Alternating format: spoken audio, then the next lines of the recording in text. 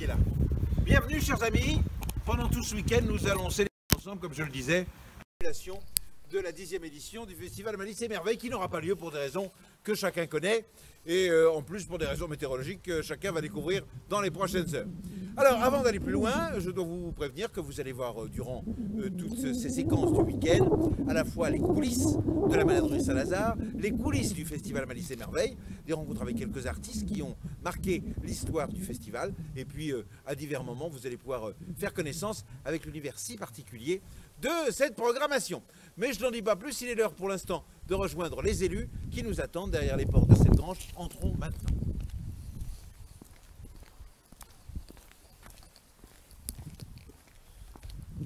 C'est par ici.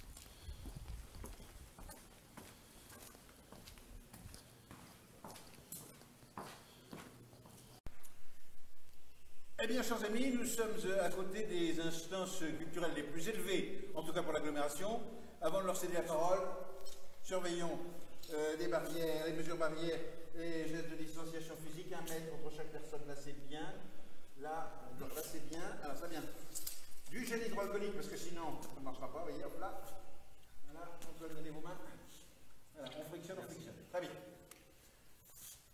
La première à prendre la parole est l'adjointe à la culture de la ville de Beauvais, Corinne Fourcin, qui est ici très aimablement et qui, depuis de longues semaines déjà, se préparait à prendre la parole en public devant une foule galvanisée pour déclarer solennellement ouverte cette 10e édition du Festival Malice et Merveilles de Beauvais et qui est frustrée. Voilà une personne extrêmement frustrée, elle ne pourra pas prononcer ici le discours inaugural qu'elle avait travaillé de longue main.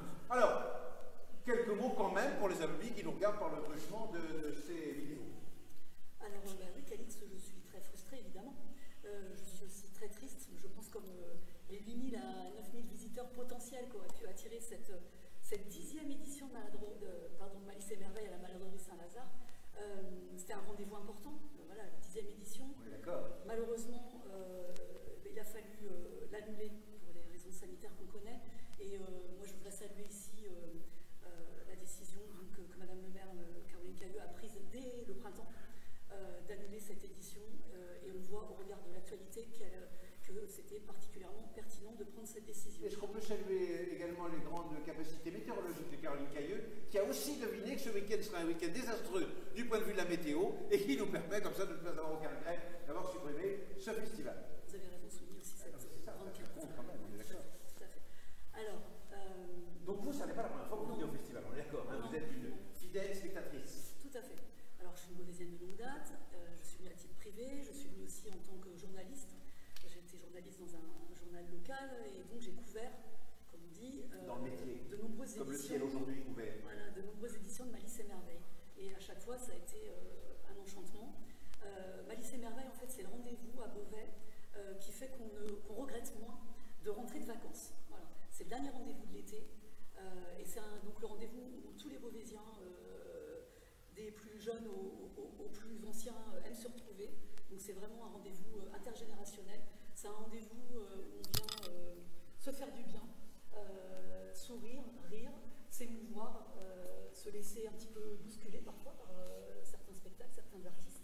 Et donc c'est vraiment un festival des arts du cirque et de la rue qui a complètement trouvé sa place dans l'agenda et dans la vie beauvaisienne. Donc un rendez-vous qui est très attendu et qui évidemment aujourd'hui, encore une fois, crée beaucoup de tristesse. L'annulation crée beaucoup de frustration parmi la... Pas uniquement chez vous, mais également chez la population locale. Est-ce que je peux vous demander si vous avez un souvenir en particulier de ces moments passés ici, à Malice et Merveilles? Oui, j'en ai plusieurs. Donc encore une fois, des rendez-vous avec des artistes qui ont généré beaucoup d'émotions. Et le dernier en date, c'est... on est plus dans l'émotion positive, le côté festif. Donc j'avais passé un très bon moment avec les frères Jacquard, qui avait joué ici l'année dernière. Qui assurait le prime time de la soirée. Oui, car il y a à Malice et Merveilles des prime time comme il y en a sur les grandes chaînes de télévision. Absolument. Et donc les frères Jacquard étaient là le samedi soir. Et c'est la deuxième fois que je les voyais, puisque j'avais eu l'occasion de les découvrir grâce à Sarah Cherfouri, la directrice de l'ASCA. Qui sera à nos côtés demain après-midi parmi nos directs de live sur Facebook. Voilà, donc Sarah m'avait fait connaître, moi et à d'autres, les frères Jacquard. J'avais déjà beaucoup apprécié leur grain de folie. Et j'ai eu beaucoup de plaisir à le retrouver ici. Ils étaient devant cette grange. Et j'ai vraiment passé un très bon moment devant ce spectacle. Et puis aussi à savourer une glace ou une crêpe. Oui, car évidemment, en matière de gastronomie, on se pose là également à Malice et Merveille. Exactement, ça fait partie aussi voilà, de la convivialité du lieu. On est d'accord. Merci infiniment, Corinne. Merci à vous. Je vais passer la parole à celui qui se tient à votre côté, Antoine Salito, qui est vice-président en charge de la culture à la communauté d'agglomération du Beauvais. Antoine, bonjour. Bonjour, Calixte. Vous aussi, grande frustration de ne pas pouvoir prononcer des mots pour l'histoire. Évidemment. Oui. Mais une frustration aussi, une pensée pour les troupes de spectacles qui ne peuvent pas se produire et qui vivent pour certaines des moments difficiles avec beaucoup d'annulations. En tout cas, on pense fort à eux et je trouve que c'est une très belle chose de faire cette édition numérique comme ça parce que ça permet de rendre hommage au travail de tous ces artistes qui œuvrent et au travail aussi de toutes les personnes qui travaillent toute l'année à la réussite de Malice et Merveille. Je crois que vous recevez d'ailleurs plusieurs artistes. On en voit quelques-uns d'ici la fin de ce week-end. Donc vous aurez, en tout cas pour ceux qui sont derrière leur écran, la joie de découvrir le travail des artistes et ça c'est quelque chose. En tout cas je suis très content de vous accueillir à la Maladrerie. Chez vous, à la Maladrerie, puisque la Maladrerie dépend de la communauté d'agglomération du Beauvaisis, cette léproserie unique du XIIe siècle en tout cas. Oui, excusez-moi, il n'y a plus de lépreux depuis quelques temps déjà. Non, ça va, ils sont partis. C'est ça, mais il reste en tout cas ce joyau architectural, en tout cas, et voilà. Un souvenir personnel, vous aussi? Vous avez passé quelques jolis moments, j'imagine? Oui. À Malice et Merveille. Malice et Merveille, c'est le festival familial du territoire qui réunit donc toutes les familles. Je viens moi-même, vous savez, avec ma petite fille. Oh, vous avez une petite fille? Oui, Merveille, quel âge a-t-elle? Elle a 6 ans. Oh, ça vous intéresse? Mais oui, comment elle s'appelle? Elle s'appelle Roxane. J'ai perdu bon. Voilà. Alors, Roxane, si vous nous voyez, Roxane, papa vous embrasse, et tonton Calixte aussi. Voilà. Cette chose étant dite, elle mange des crêpes, j'imagine. Elle mange des crêpes, la convivialité, évidemment. Bien sûr. Assurée par la balayette. Crêpes, c'est convivialité. Crêpes, convivialité, on pense tout de suite à la même chose. Mais des spectacles, ça vous intéresse ou vous venez que pour manger des crêpes? Non, je regarde quelques spectacles. Entre deux crêpes, c'est bien faire un spectacle. Non, évidemment. Et un souvenir, c'est ça. Oui. Moi, je trouve qu'il y a une esthétique particulière à Malice et Merveille. Le lieu est habité par les artistes, par les troupes. Et donc, je me souviens de ces automates qui étaient placés dans les jardins de la Maladrerie. L'année dernière aussi, on a vu pas mal de spectacles. C'est vrai, il y a eu la tête d'affiche qui était amusant parce que sous couvert de burlesque. Je ne suis pas la tête d'affiche, je sois bien clair. Non, c'est le nom de la troupe. Mais vous êtes une sacrée tête d'affiche. Oui, ça suffit. Arrêtez, nous sommes en public. Les gens nous regardent. Donc, sous couvert de burlesque, ils font découvrir quand même un univers magique. Ça met les arts de la rue et le cirque à l'honneur sur notre territoire. Et je veux saluer évidemment le travail de la Batoude, qui est une compagnie de cirque connue et reconnue. Une école de cirque, nous les aurons ici dans l'après-midi pour venir témoigner. Voilà, donc beaucoup de bons moments. Et on aura grand plaisir à se retrouver l'année prochaine. Alors, vos discours ne sont pas perdus, on pourrait les prononcer l'année prochaine sans aucun problème. Ils feront vous avez une copie, vous la ressortez, et puis voilà, plat. Très bien, merci à vous d'être venus jusqu'à nous. On vous applaudit bruyamment, regardez. Merci à tous. Nous allons faire notre pour nous, évidemment, et puis nous nous retrouvons dans peu d'instants pour la suite de notre programme, si tout va bien. Vous l'avez compris, dans cette même grange de la Maladrerie Saint-Lazare, au moment d'accueillir, avec son petit gel hydroalcoolique, la jeune Marie Ansart qui est en charge d'une mission qu'elle va vous confier elle-même, parce que je crois que je n'en connais qu'à peine les tenants, les aboutissants. Vous êtes chargé du patrimoine, de la visite, de la découverte du patrimoine de l'ensemble de Beauvais et de son agglomération. Oui, c'est ça. Je suis animatrice de l'architecture et du patrimoine dans le cadre du label Ville d'Art et d'Histoire, très bien. Donc, que détient Beauvais. Ce qui veut dire que vous n'êtes techniquement pas une spécialiste de la Maladrerie Saint-Lazare, mais que vous connaissez suffisamment pour nous en compter les détours. C'est ça. C'est un des monuments de la ville de Beauvais. Donc, de ce fait-là, je travaille dessus, comme je travaille sur la cathédrale, sur Saint-Étienne, sur les fortifications, sur plein d'autres choses. Qu'est-ce que c'est qu'une maladrerie? C'est la première question que je vais vous poser, et c'est déjà une question complexe, j'en ai conscience. Alors, dans maladrerie, on entend malade. Oui. Voilà. Oui. Déjà, ça donne un indice. Et on entend ladre, donc il y a aussi une ancienne dénomination des lépreux. Donc, en fait, la maladrerie, c'est un hôpital pour lépreux. Ça veut dire que, comme le disait il y a peu d'instants encore notre ami Antoine, ici étaient réunis, rassemblés les lépreux. À quel moment, à quelle période? Alors la maladrerie, vraisemblablement, elle est fondée à la fin du XIe siècle. Donc c'est à une époque où partout en Europe, il y a des établissements charitables, des hôtels-dieux, tout ça qui sont créés. Et donc, on a des malades, donc des lépreux du Moyen-Âge jusqu'à, on va dire, le XVIe siècle. À la fin du Moyen-Âge, ça décline énormément. Est-ce que c'est la période qu'on imagine où on voit des gens à Haillons avec des crécelles qui arpentent les routes de France en disant charité, charité. Je le fais très bien le lépreux, vous avez noté, c'est une chose que je maîtrise bien. C'est ça, mais en même temps, en fait, l'imaginaire a augmenté le nombre de lépreux. Dans une maladrerie comme ceci, il y avait une dizaine de lépreux en même temps. On n'a jamais eu énormément de malades. Ah oui, c'est pas gigantesque, on imagine effectivement beaucoup plus que ça. Non, oui. Et en fait, on les monte toujours dans les rues en train de charité. C'est ça, charité. Parce qu'ils suscitaient l'aumône, il fallait bien qu'ils vivent, ils avaient besoin de mendier pour pouvoir vivre. Et donc, pareil, la maladrerie, elle est construite sur la route de Paris, donc qui était une grande route passante au Moyen-Âge, où il y avait beaucoup de passages, et donc c'était aussi l'aumône qui était fait au bâtiment pour amener de la richesse. Qui tenait la maladrerie? Des religieux et des religieuses. Donc vraisemblablement, elle a été fondée par les chanoines, soit les chanoines donc, de la cathédrale ou l'évêque, on ne sait pas trop, puisqu'on n'a pas la date vraiment de fondation, mais c'était les religieux qui avaient une cour spécifique où ils vivaient. Donc il y a le logis, mais je crois que vous en parlerez de bain notamment. Absolument. Voilà, donc les gens saints vivaient dans une cour et les lépreux dans une autre cour. Ils ne se mélangeaient pas pour les risques de contagion. Nous sommes ici dans la grange de la maladrerie. Tout à fait. Alors, première question, qu'est-ce que fait une grange dans un établissement comme la maladrerie? Il faut bien manger. Certes, mais quand on voit les proportions de la grange, on me dit que pour 10 personnes, c'est peut-être un peu excessif. Alors il y avait sûrement aussi déjà plus de religieux, mais même en dehors de ça, en fait, la grange montre la richesse du lieu de la maladrerie. Donc la maladrerie avait des terres, elle avait des bois, elle avait des moutons, elle avait tout ça. Qui faisait le revenu qui permettait de venir au secours des lépreux et des autres C'est ça, mondes. et même au-delà aussi, c'est aussi ramener de l'argent dans les caisses de l'église. D'accord. Voilà. Et donc la taille de cette grange nous montre aussi l'ampleur des richesses de cet équipement. Ça veut dire que plus la grange était grande, plus les récoltes étaient importantes et donc plus le nombre de terres était important? C'est ça, oui, et puis on sait que les récoltes étaient importantes puisqu'on a des graffitis jusqu'à la limite du toit, de la toiture. Voilà, donc vous ne les verrez pas d'ici, moi je le sais. Et bien sûr, on ne mettait pas une échelle pour aller faire les graffitis ça veut dire que c'était le niveau de grain. C'était le niveau de grain, enfin de gerbes de blé qui étaient amassées. Et je crois qu'on a aussi trouvé des gerbes de blé coincées dans la charpente, donc ça veut dire vraiment qu'elles étaient importantes à des moments. Nous célébrons aujourd'hui, enfin cette année, un événement important qui n'est pas sans rapport avec la construction de la grange. De quoi s'agit-il?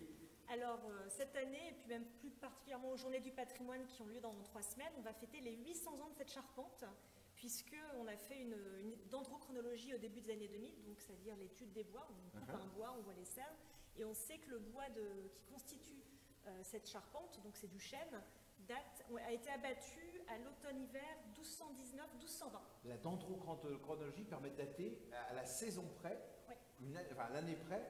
C'est fou. L'abattage. Ça D'accord. ne date pas forcément la charpente. Oui, d'accord. C'est l'abattage. Et l'abattage donne une indication. Surtout qu'en fait, contrairement à ce qu'on pense, les charpentes, elles n'étaient pas construites avec du bois séché pendant des longues années. C'est pas le principe des armoires normandes.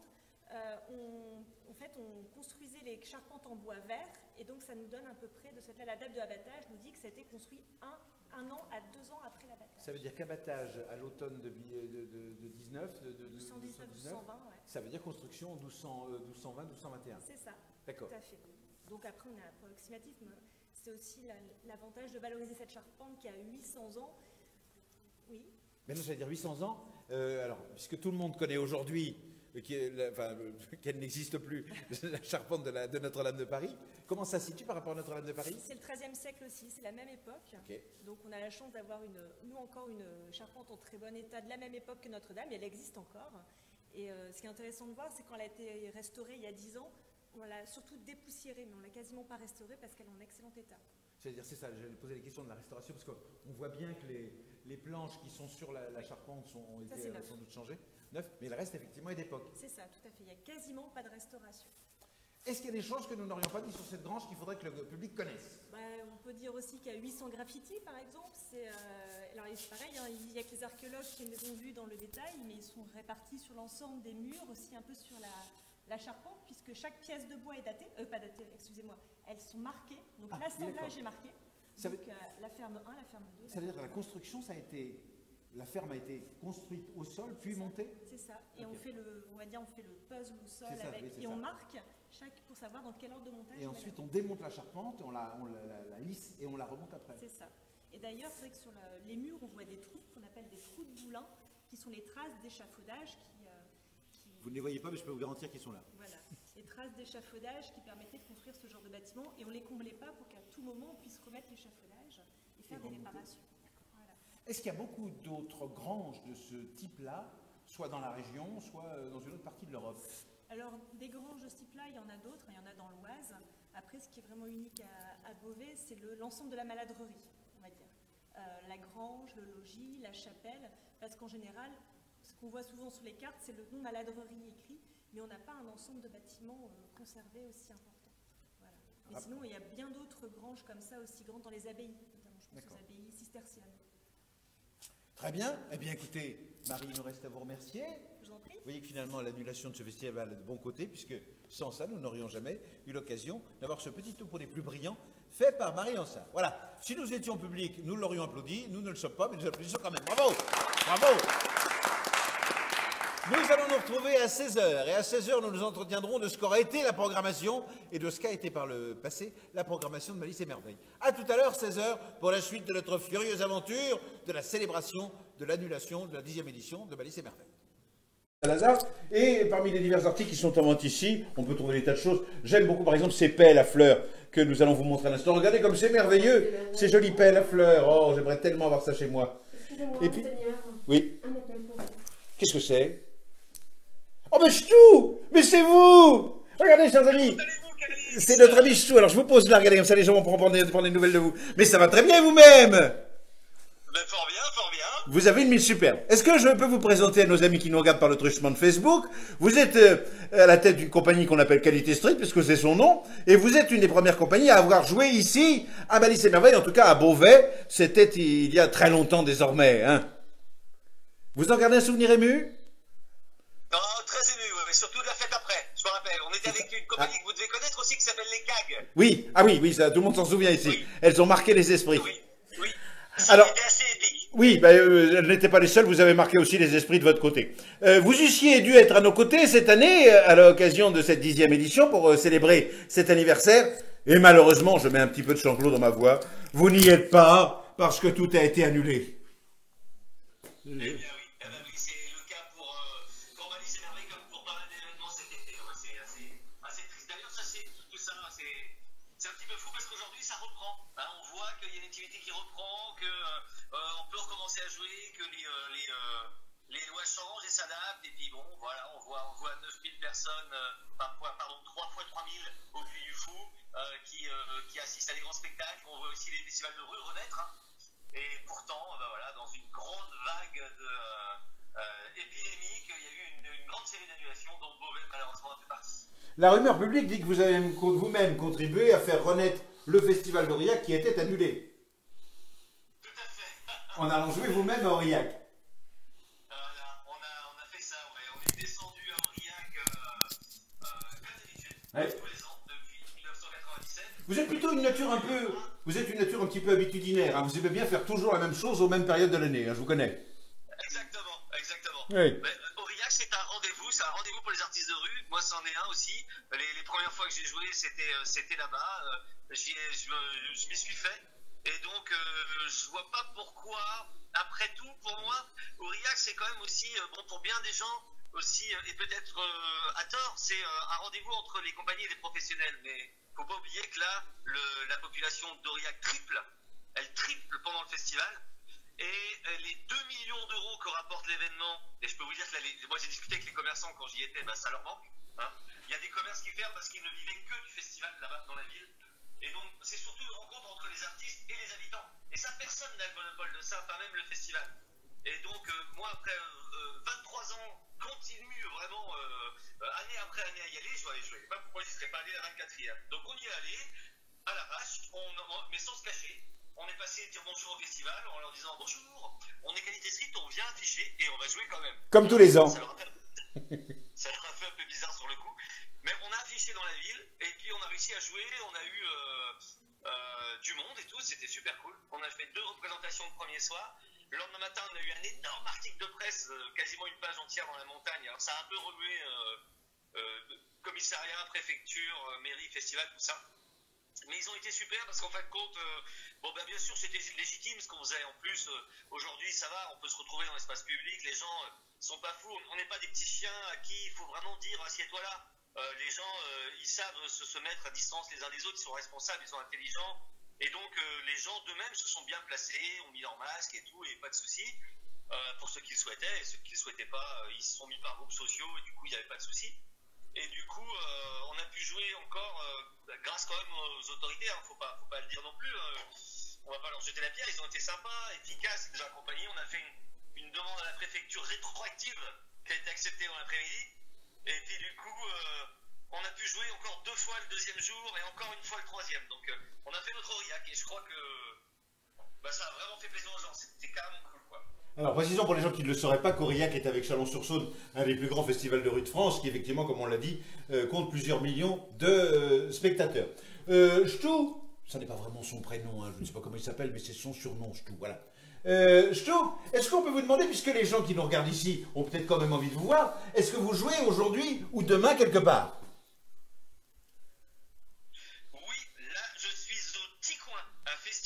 Pardon, j'ai une frayeur. Vous m'avez fait un peu peur. Vous étiez au petit coin. Excusez-moi. Et donc, c'est un festival qui est très sympa, qui est organisé par une toute petite bande de jeunes vachement cool qu'on a découvert il n'y a pas longtemps. Vous savez, cette jeune génération de gars et de filles de 25 ans qui croient en l'avenir, qui ont un bar. Vous savez, moi les jeunes, c'est pas tellement mon secteur. Hein. Ça suffit, pas de commentaires. Mais bon, en tout cas, voilà, c'est de la vraie jeunesse et tout. Et puis ils organisent ici, donc dans la forêt de Fontainebleau, un petit festival qui est très sympa. Et ouais, ça s'appelle Oticoin à Thomery. Et je joue aujourd'hui et demain, donc n'hésitez pas à venir. C'est cool. Aujourd'hui c'est complet, mais peut-être demain. Très bien. Eh bien, c'est noté pour demain. En attendant, on va vous laisser, ami Ch'tou. Je voulais vous complimenter sur votre petit intérieur qui est tout à fait délicieux. C'est très coquet chez vous. Voilà. N'est-ce pas? Ah oui. C'est délicieusement meublé. C'est le camion de tournée. Hein. Ah, mais c'est ça. C'est luxueux quand même de la tournée. Très bien. Nous, je me permets au nom de l'ensemble des gens qui nous regardent de vous embrasser, ami Ch'tou, et vous souhaiter une excellente représentation aujourd'hui, une excellente représentation demain. Excrément, comme on dit dans le métier. Merci infiniment. Restons vivants, jouons, vivons, vivons la vie. À très bientôt. Mille grâces, ami Ch'tou, mille grâces. Voilà. J'étais en train de vous dire, nous avons été interrompus par une panne de réseau qui explique pourquoi je suis obligé de tourner, je ne sais pas ce qui se passe du tout. C'est Pedro, notre stagiaire de 3e, dont j'ai évoqué la carrière tout à l'heure, et qui est chargé de la prise de vue et qui fait des choses un peu particulières et un peu étonnantes. J'étais donc en route pour venir rencontrer Virginie Parmentier quand je me suis arrêté à la boutique pour faire quelques achats, bien naturellement, mais après cette interruption avec notre ami Ch'tou, je retrouve ici Virginie Parmentier, qui est donc la directrice artistique et la programmatrice du festival Malice et Merveille. Nous sommes ici, d'abord, bonjour Virginie Parmentier. Bonjour Calix, Ça va bien? bonjour à tous. Oui. Nous sommes ici dans celui qu'on appelle la petite cour, que tous les festivaliers connaissent. Hein. Oui. Ça se trouve derrière la grange, on est d'accord? Voilà, c'est derrière la grange et c'est souvent le lieu où on clôture le festival ou quelquefois aussi la prairie, tout dépend de la proposition artistique. Il y a une certaine fin de festival ici, où le temps, sous des couvertures, les gens finissaient la soirée tardivement le dimanche. Oui, où on a pu voir les cags, on a pu voir qu'on évoquait avec Ch'tou tout à l'heure, on a pu voir aussi le Grand Colossal Théâtre avec Batman contre Robespierre. Enfin voilà. On aurait dû voir ici cette année, puisque ça n'aura pas lieu.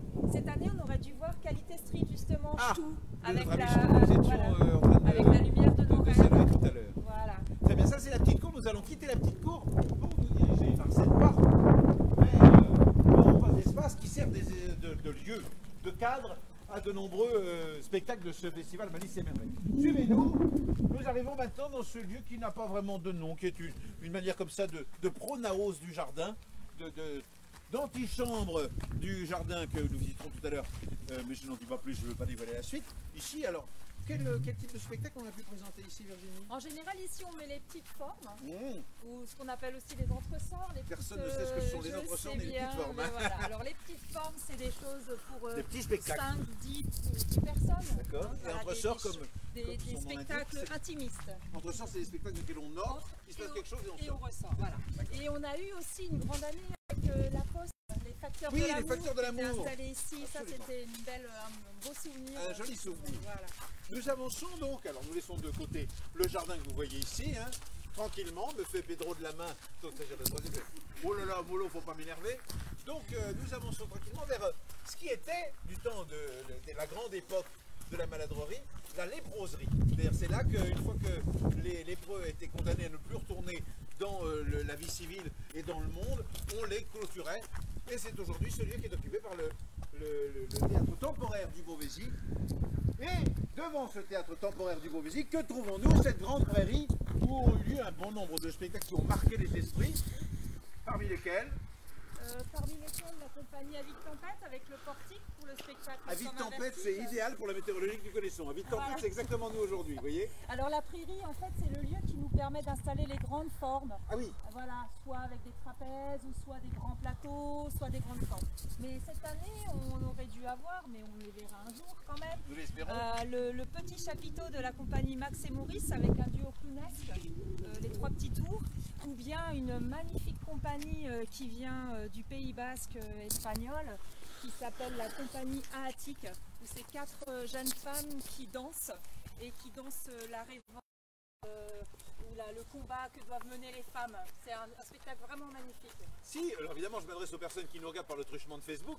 Si vous souhaitez témoigner de vos souvenirs, des merveilleuses soirées ou des pires que vous avez connues ici à la maladrerie pendant Malice et Merveille, n'hésitez pas à laisser quelques petits mots sur cette page Facebook. Évidemment, ils sont bienvenus. Si vous avez pareillement des messages à l'intention de tel ou tel de nos intervenants, laissez-les et nous poserons des questions qui vous taraudent. Voilà. Donc nous passons cette prairie. Nous arrivons devant cette maison qu'on appelle, je crois, la maison de l'administrateur.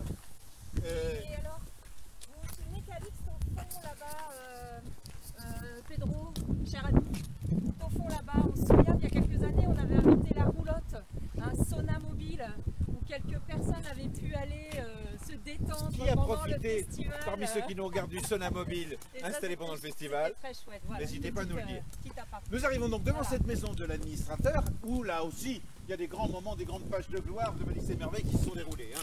Oui, alors on y a vu Attendez, ici, Pedro vient de perdre ses lunettes, je vais les récupérer.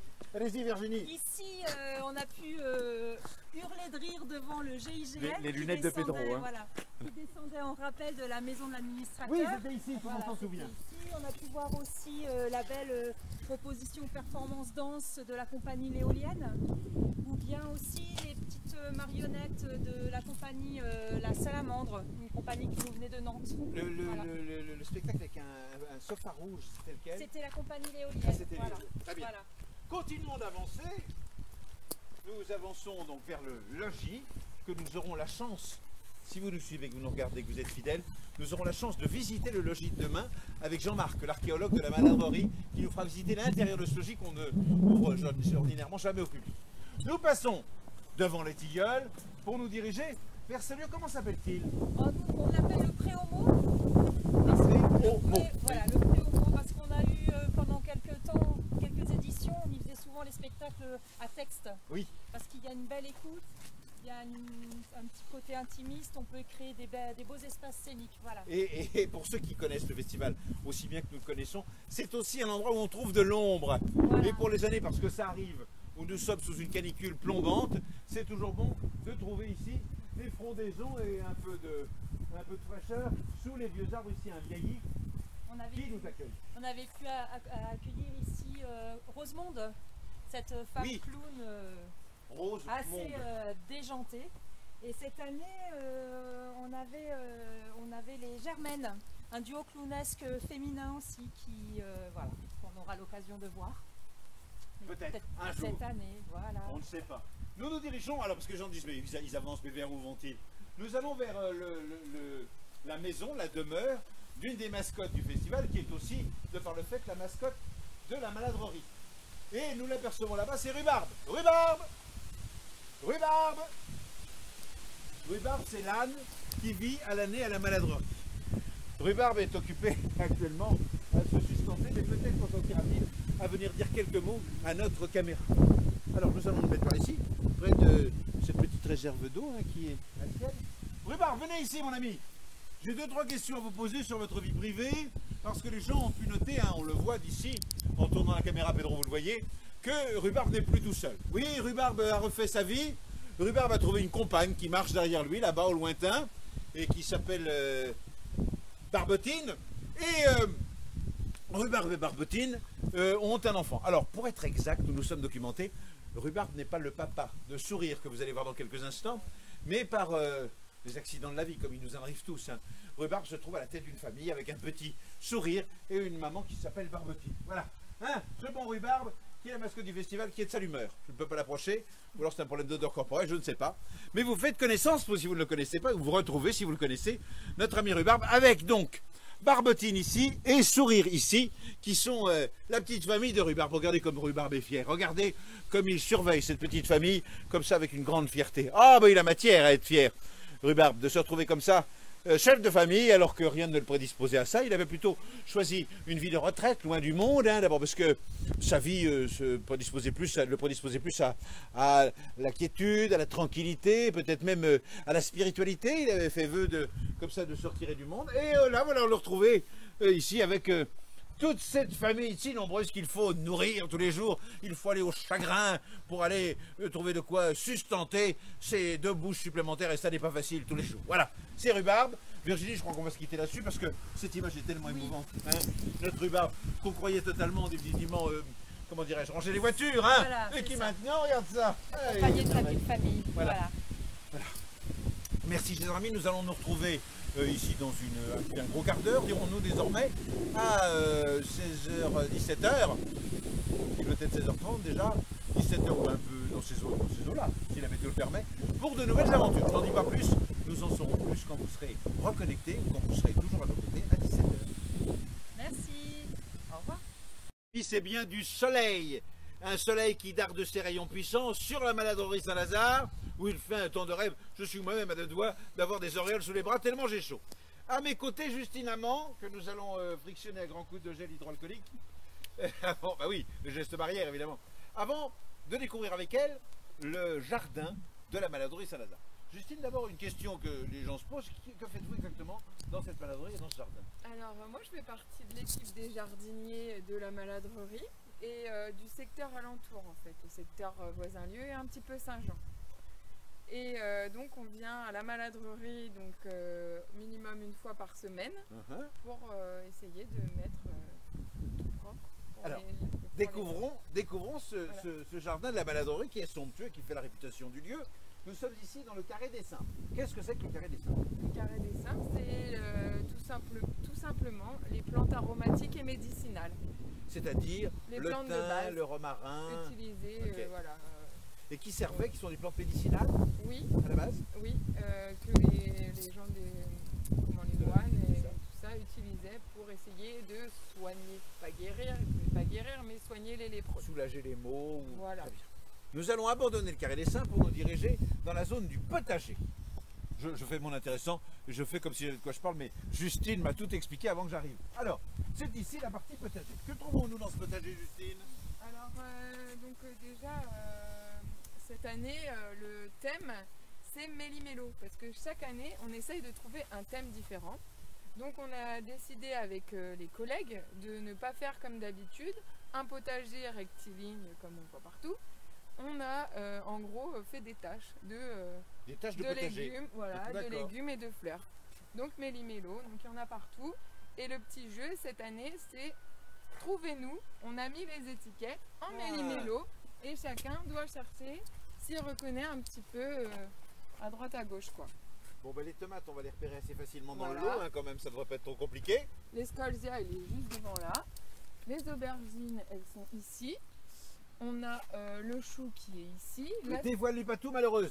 Les Et gens qui vont venir ensuite, nous voir. À vous de trouver Voilà. la célosie, l'imperata et les tomates. Très bien, Justine, c'est comme ça qu'il faut faire. Voilà. Nous avançons parce que nous n'avons qu'un seul bout du jardin et il nous reste d'autres pièces à voir. Alors, peut-être que nous pourrons pousser un peu plus loin et voir les dahlias. J'ai entreaperçu des dahlias un peu plus loin.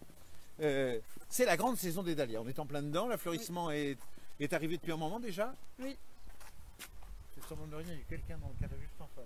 Oui. C'est un de vos collègues qui est en train de travailler. Ouais. Jardin avec Justine. Les charmilles, quel âge ont les charmilles? Parce que alors, ça fait 10 ans que le festival a lieu à la maladrerie.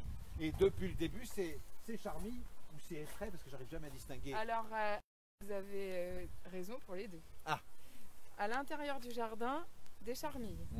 Donc du charme. Voilà, du charme mené en haie, donc on appelle ça charmille. Et sur tout le tour du jardin, à l'extérieur, qui clôt le jardin, c'est du hêtre. Qui est une essence différente de du charme. Bah, c'est des cousins, voilà, ils se taillent.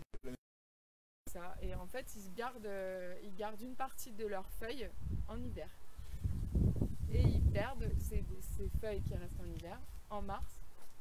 Ce sont ce qu'on appelle, je vais faire mon intéressant, permettez-le, ce sont des arbres marcessibles. C'est-à-dire que les feuilles meurent, mais restent sur la branche. Et partent quand les autres arrivent. Quand ils sont poussés par les nouvelles feuilles. On va prendre par ici. Ici, du framboisier. Jaune et rouge. Vous nous suivez, jaune et rouge. Oui, là on a des jaunes et on a des rouges. Alors les qui remontent là, ce sont que les jaunes. Mais sinon, on a des rouges aussi entre les deux. D'accord. Du raisin. Est-ce que vous récoltez? Non. Non. Pas encore. Ça reste ici. Alors, toujours du raisin, toujours de la framboise. Et nous allons arriver sur le dernier carré planté. Alors, c'est le jardin des céréales, qui n'est pas cette année, pour des raisons que vous allez comprendre assez rapidement, un vrai jardin de céréales. On avance par ici, dans ce fameux jardin de céréales. Ça, ce ne sont ni des charmes, ni des hêtres. Que sont-ce? Aubépine. Aubépine. Vous appelez ça aubé parce que vous êtes un peu intime. Non, aubépine ou en latin Crataegus monogyna, je suis en patience. Cette personne parle latin couramment, vous pouvez le noter. Hein? Ah si, Justine, on a bien vu que vous aviez un latin très courant, très correct. Donc, le jardin des céréales n'est pas un jardin de céréales. Qu'est-ce qui s'est passé comme courge? Donc on a des bleus de Hongrie qui sont là, qui sont dans ce carré-là. On les voit ici. Ah oui, effectivement, elles tendent un peu au bleu. Voilà. D'accord. Des butternuts. Ici, c'est des courges de spaghetti. La météorologie a recommencé à se couvrir. Le ciel est à nouveau tourmenté. Nous allons vous remercier, Justine, pour cette visite guidée. Évidemment, le mieux, c'est de voir comment est le jardin en venant directement ici, voir le jardin et ses plantations, dont la plus jolie fleur était à nos côtés aujourd'hui, Justine Amand. C'est à mes côtés Claire Gous, cette célèbre artiste de cirque qui a connu une carrière internationale que chacun peut envier dans le domaine du trapèze volant, hein, et qui a aujourd'hui décidé de consacrer son existence à une autre forme de cirque, l'enseignement, en même temps l'encadrement de compagnie, enfin toutes ces choses, elle va nous en parler. C'est Claire Gous. Bonjour Claire Gous. Bonjour.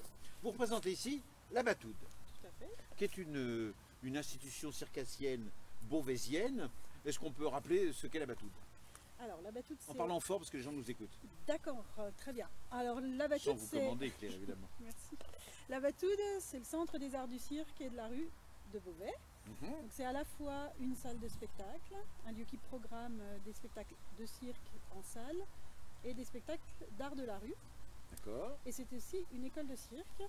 D'ailleurs, ça a commencé par une école de cirque il y a près de 30 ans.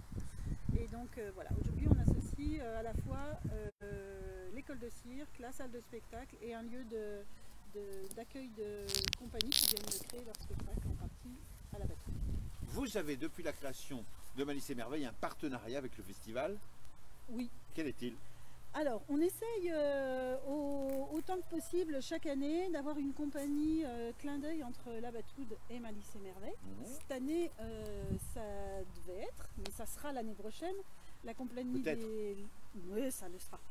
Les Plumés, qui est une compagnie de l'Oise et qui travaille sur le dressage de poules. Qui n'en est pas à sa première, à Malice et Merveille, si ma mémoire est bonne. Exactement, et partout dans le monde d'ailleurs, qui tourne énormément. Oui, mais le monde nous intéresse moins que ce qui se passe à Malice et Merveille, vous le savez. Mais du coup, ils viennent de terminer une résidence de 15 jours à la Batoude. D'accord. Et ils devaient jouer en fait en avant-première à Malice et Merveille. Ouais. Donc ils joueront l'année prochaine. Et c'est ce genre de partenariat qu'on fait entre la programmation de la Batoude et la programmation de Malice et Merveille. Est-ce qu'on peut dire un petit mot de l'activité de l'école de cirque? Oui, l'école de cirque a un petit peu pâti des contextes actuels. Quelle surprise! Mais comment est-ce que c'est possible? Mais on repart sur de nouvelles et de bonnes bases à la rentrée. Donc on a les nouvelles inscriptions qui se font le mercredi prochain, le 2 septembre. Et puis on reprendra les cours comme d'habitude, avec quelques petits aménagements, bien entendu, à partir du 21 septembre. Compte tenu des événements. Compte tenu des événements. Est-ce que je peux vous poser une question plus personnelle? ça n'est pas votre première édition de Malice et Merveille, hein, puisque j'imagine que vous avez assisté à un certain nombre de spectacles. Est-ce qu'il y en a qui vous ont plus marqué que d'autres? Est-ce qu'il y a des souvenirs que vous avez, des souvenirs de soirées particulières, des souvenirs de cirque particuliers? Parce qu'on a une grosse programmation, on a toujours une grosse programmation de cirque à Malice et Merveille. Et comme je n'ai pas eu le temps de vous poser cette question préalablement et que vous n'avez pas eu le temps de la préparer, je fais une phrase assez longue qui va vous permettre de réfléchir aux mots que vous allez pouvoir dire après cette phrase dès lors qu'elle sera terminée et que vous aurez eu le temps de réfléchir aux émotions que vous avez pu connaître dans ce festival, dans l'enceinte de cette maladrerie. Alors, le dernier, là, je vais essayer de je ne peux pas me souvenir de toutes les éditions, il y en a eu énormément. 9, c'est pas difficile. Voilà, 9. 9. J'avais... Ah, sinon, je reprends cette phrase là où j'ai laissé et ça vous fait encore 10 minutes pour réfléchir. Il y en a tellement chaque année que je sèche un petit peu sur la proposition. Eh bien, ça m'apprendra à poser des questions sans préparer les personnes que j'interroge au fait que je vais leur poser cette question. Mais on a plusieurs... par exemple, je conseille vivement l'année prochaine, dans la nouvelle édition, la compagnie Les Plumés, qui est un très beau spectacle. La compagnie Les Plumés, mais également le spectacle... Excusez-nous de cette interruption momentanée du son et de l'image. Cette jeune personne qui est à mes côtés réfléchit. Qui connaît très bien ce spectacle et qui l'a beaucoup aimé, mais qui a un gros... Je me rends compte que j'ai oublié de vous soumettre à l'exercice obligatoire du passage au gel hydroalcoolique. Ce qui va nous permettre de gagner quelques minutes et de dire aux personnes qui nous regardent que bien évidemment des spectacles très nombreux de cirque, il y en a eu par le passé et qu'il y en aura évidemment à l'avenir pour la 12e édition qui aura lieu l'année prochaine, pendant que Claire continue à réfléchir et qu'on voit bien que l'ordinateur tourne comme ça. On voit dans son regard la roue des ordinateurs qui tournent, qui téléchargent et qui cherchent du réseau en disant je vais bien arriver à avoir l'information. Nous vous laissons ici et Claire, pendant que vous réfléchissez, on la reprendra dans 2 heures quand la roue aura fini de tourner, qu'on aura trouvé de nos spectacles. On se retrouve d'ici une petite vingtaine de minutes, un quart d'heure, pour la suite de notre programme. Merci à tous et à bientôt Claire. De la ponctualité, il est 18 h, la maladrerie Saint-Lazare doit fermer. Je vais donc fermer ses portes et vous souhaiter la plus délicieuse des soirées. Avant de nous quitter, évidemment, quelques propos, quelques mots. D'abord pour vous demander de bien vouloir excuser les maladresses techniques qui ont été les nôtres. C'est la première fois qu'on annule et qu'on célèbre une annulation d'un festival et que pour fêter la chose, nous faisons un live sur Facebook. C'est pourquoi vous avez des images qui sont parfois un peu dans ce sens-là, du son qui est parfois un peu comme ça. C'est pourquoi, je le dis comme ça nettement, nous avons été dans l'obligation de réenregistrer les discours des élus. Tous demander à ce qu'on entende mieux les discours des élus pour mieux en étudier la grande profondeur. Donc pour ce faire, dans peu de minutes maintenant, vous retrouverez en ligne sur cette même page Facebook les discours des élus à la culture de la ville et de l'agglomération. Pour le reste, nous allons nous retrouver demain avec un autre programme. Demain, il y aura de la musique en direct, si tout va bien. Vous aurez un certain nombre de découvertes archéologiques et architecturales dans le logis et dans la chapelle de la maladrerie Saint-Lazare. Et pour le reste, j'ai envie de vous dire, maintenant fermons les portes, chacun rentre chez soi et demain sera un autre jour. Vous avez bien compris que là maintenant, il est temps de nous séparer. Donc à demain, chers amis, à demain pour de nouvelles aventures, célébrant l'annulation de cette 10e édition du festival Malice et Merveille de... Qu'est-ce que c'est ? Bonjour monsieur, excusez-nous. La compagnie Sans Mobile. On doit jouer là normalement aujourd'hui dans le cadre du festival. Vous êtes la compagnie Sans Mobile? Oui, la compagnie Sans Mobile. Et vous pensez jouer dans le cadre du festival? Oui, c'était prévu qu'on joue aujourd'hui et demain dans le cadre du festival Malice et Merveille. Personne ne vous a rien dit. C'est-à-dire que le festival est annulé. On y va? C'est annulé apparemment. C'est votre fille? Non, c'est ma partenaire Manon. Les hommages les plus appuyés. Vous êtes donc la compagnie Sans Mobile comme c'est écrit dessus. Voilà. Alors, comment vous dire, je suis absolument confus. Je suis désolé, il y aura un problème d'organisation, mais le festival est totalement annulé, il n'y a plus rien, il ne se passera rien. Regardez, je viens de fermer les portes, pour aujourd'hui c'est terminé, et c'est terminé pour l'année. Ah oui, non mais ça, on n'avait pas été prévenu par contre. Oui, non, on n'est pas prévenu, puis on est prêt là, moi je fais chauffer. Oui, alors c'est bien que vous soyez prêts, ça c'est merveilleux, mais on ne va pas pouvoir, vous voyez, non. Ah bon, non.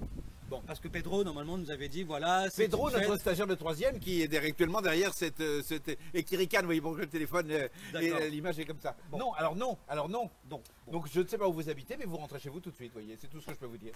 Avec la caravane. Donc, ah bah alors vous rentrez dans votre caravane, ça me semble être la meilleure solution. Donc nous allons laisser ces personnes dans leur cas. Sans Mobile, c'est une compagnie de quoi? C'est une compagnie théâtre, c'est un petit format, c'est un entresort, on appelle ça un entresort. c'est un spectacle dans la caravane pour 12 spectateurs, un format de 20 minutes. Alors là, nous avons à peu près autant de téléspectateurs, de Facebook spectateurs qui nous regardent. Voilà. Est-ce que vous pourriez nous donner entreapercevoir un extrait de votre répertoire? Eh ben, c'est simple, de toute façon, le spectacle donc, dans la caravane s'intitule Entre de bonnes mains, c'est un spectacle uniquement avec les mains. Voilà, un spectacle sans parole, voilà, comme ça, avec... Bon voilà, le plus simple c'est de venir voir directement dans la caravane, mais bon là, si on ne peut pas s'installer, si on ne peut pas jouer, bon, ça peut être possible. Donc on doit attendre... l'année prochaine désormais, puisque qu'est-ce que je vous dis, cette année c'est raté, si vous voulez bien... Alors ce que je vous propose, vous posez votre caravane sur le parking comme ça pendant une année, et comme ça l'année prochaine quand on ouvre le festival, vous êtes là.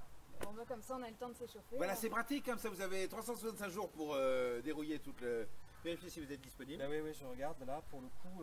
Ça tombe bien. Regardez, vous avez rien. Bah, il y a rien. Bah, regarde. Alors, vous stationnez et puis rendez-vous l'année prochaine avec la compagnie Sans Mobile pour leur spectacle. Voilà. Et d'ici là, si vous voulez venir répéter sur le parking, ce sera possible. Et ben, on va y aller là. Voilà. Ok. Bon ben super. Merci. Je vous en prie. Je vous en prie. Quand on peut aider, c'est toujours bon. Alors, chers amis, pour nous, c'est terminé. Rendez-vous demain pour de nouvelles aventures en live Facebook, en direct de la célébration de l'annulation du 10e festival Malus et Merveilles de Beauvais. Merci. Bonne soirée. À vous, Cognac Jet. À vous, les studios. Et maintenant, une camomille et au lit.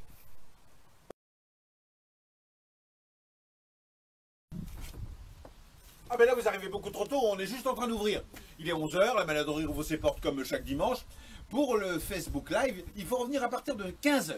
Nous serons ici en direct avec des tas d'activités. Donc retrouvez la page de la Maladorie Saint-Lazare sur Facebook et vous nous y retrouverez à l'occasion des célébrations de l'annulation du 10e Festival Malice et Merveilles de Beauvais.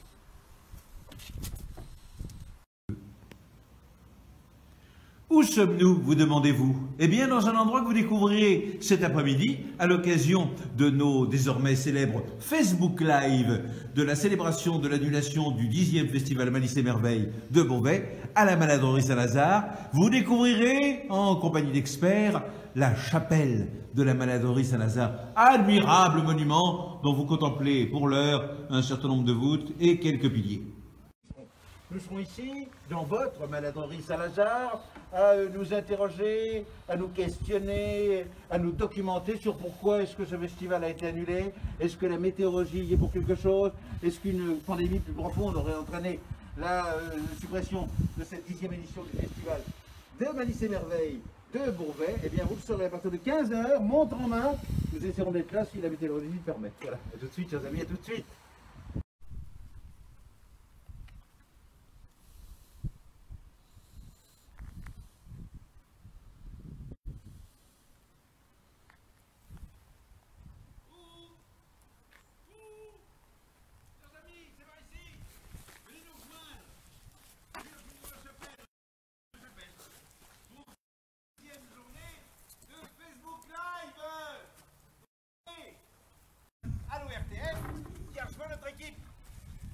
Devant la chapelle dans laquelle nous allons entrer dans un instant maintenant. Bienvenue à ceux qui nous rejoignent ici.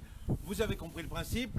Il s'agit à l'occasion de la 10e édition de Malice et Merveilles à la Maladorie Saint-Lazare, qui n'aura pas lieu, de vous faire des petits points réguliers pendant toute cet après-midi sur ce qui se passe ou ce qui se serait passé dans cette Maladorie dont nous déplorons l'annulation, cette terrible journée où le soleil baigne de ses rayons puissants la Picardie et Beauvais.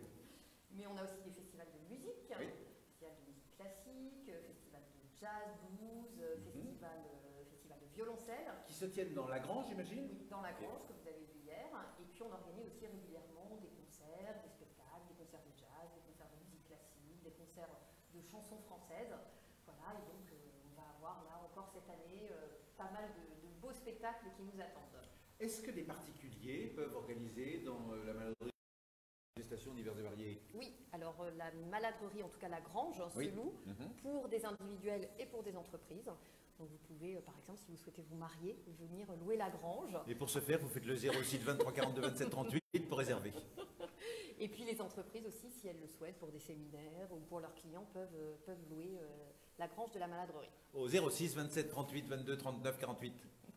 Très bien, ça c'est les activités. Et puis on a encore aussi une dernière activité qu'on n'a pas citée, c'est l'activité de l'exposition d'art contemporain. Vous avez peut-être vu tout à l'heure le tétraèdre dans la Mare. Absolument. Voilà, donc, qui est là depuis quelques années, le corps. Oui, c'est la 3e année. Et donc là, on va changer. À partir de l'année prochaine, il y aura une nouvelle œuvre qui prendra le relais. Nous sommes ici dans la chapelle. Alors, il faut d'abord rappeler que la Maladrerie est un chantier permanent, que ce chantier de restauration se mène tranquillement comme doivent toujours se dérouler les chantiers de restauration. Nous sommes dans la partie qui est la chapelle, qui est donc l'ancienne chapelle de la Maladrerie. Oui. Est-ce qu'on peut en dire quelques mots? Alors déjà, c'est un lieu qui normalement est fermé. On l'ouvre de manière très exceptionnelle. On l'ouvre pour vous, amis qui nous regardez. Pour d'autres, ça ne serait pas toléré. Vous, Aude a accepté d'ouvrir la chapelle. Et donc c'est le premier bâtiment qui a été construit à la Maladrerie. C'est le plus ancien? C'est le plus ancien, oui. Fin du XIe, début du XIIe siècle. Et c'est l'endroit en fait où arrivaient les malades pour leur cérémonie d'intronisation, puisqu'une fois qu'ils rentraient à la Maladrerie, ils étaient morts pour la société, ils ne pouvaient plus en sortir. Ils étaient aiguillés vers la léproserie, enfin la partie... Voilà. Donc c'est vraiment la première vision en fait qu'ils avaient de la Maladrerie en arrivant. Ça veut dire que le lieu dans lequel nous nous trouvons a presques 1000 ans. 21e siècle, 11e siècle, 21e siècle. Oui, c'est ça. Ouais, on est à 50 années près, on n'est pas loin. Tout à fait. Des caractéristiques qu'il faudrait souligner dans les... Alors oui, à part effectivement le fait que ce soit le plus vieux bâtiment. Les drôles, c'est le moment jamais pour filmer les charpentes et toutes ces choses. Voilà, on a effectivement alors les charpentes qui sont un petit peu plus vieilles que celles de la grange. Dont on célébrait hier le 800e anniversaire. Voilà, et puis après peut-être ce qui peut être anecdotique, mais pas tant que ça. Vous voyez, il y a une partie du clocher qui s'est effondrée et donc du coup on a décidé en fait de le laisser comme ça pour pouvoir voir justement la charpente. C'est le responsable des monuments historiques qui a décidé de ne pas restaurer exprès cet endroit. Comme à notre la voûte a crevé, ce qui s'est passé au moment de l'incendie de Notre-Dame de Paris, sauf que là effectivement on a décidé de ne pas la reconstruire pour pouvoir voir la charpente. Exactement. Très bien. Est-ce qu'il y a d'autres choses qu'il faudrait qu'on dise sur cette chapelle pendant qu'on est ici? Non, écoutez, je pense qu'on a à peu près tout dit. Alors savourez une dernière fois cette visite de la chapelle parce que vous ne reviendrez pas avant des années. Voilà. Quant à nous, nous nous retrouvons à l'entour de 15h30 pour un nouveau rendez-vous. Je n'en dis pas. Stéphane Bern de ce week-end. C'est le moment où je vous entraîne dans un endroit dans lequel le monde ne vient ordinairement jamais. À mes côtés, Jean-Marc Fémolan, qui est archéologue pour la ville de Beauvais et qui va passer ses mains au gel hydroalcoolique comme tous les intervenants à ce micro, à cette antenne et devant cette caméra. Jean-Marc, nous sommes dans un site particulièrement intéressant, mais avant d'arriver à la description du logis, puisque nous nous trouvons au premier étage du logis, vous êtes archéologue. Qu'est-ce que l'archéologie nous dit sur la Maladrerie Saint-Lazare? Alors l'archéologie, on s'intéresse à la Maladrerie depuis près de 20 ans. C'est-à-dire que l'archéologie a investi les lieux, notamment parce qu'il y avait un programme de la collectivité de mettre en valeur la grange et puis l'utiliser. Donc on a fait ce qu'on appelle du préventif. D'accord. Et donc depuis les années 2002, nous intervenons progressivement, on crée des projets et on commence à avoir une bonne connaissance de ce qui se passe sous nos pieds. Une occupation donc depuis la fin du XIIe siècle jusqu'au XIXe, puisque le logis... Fin XIIe siècle, première occupation du site. C'est ça. Ok. Même s'il y a eu des occupations plus anciennes. D'accord. Les Gaulois étaient déjà là. Ah, sur le site de la Maladrerie. Tout à fait. D'accord. Mais ça n'a rien à voir avec le site de la Maladrerie. La Maladrerie est créée au XIIe siècle, c'est ce qu'on en sait. D'accord. La chapelle, on va dire, c'est le bâtiment le plus ancien et qui représente en partie donc les éléments primitifs. Très bien. Sans doute, l'archéologie l'a montré, il démontrera, je l'espère, dans les années à venir, c'est qu'avant la chapelle, il y a d'autres bâtiments qui ont dû être les constructions primitives, les premiers... Les prémices de la Maladrerie. C'est ça, voilà. D'accord.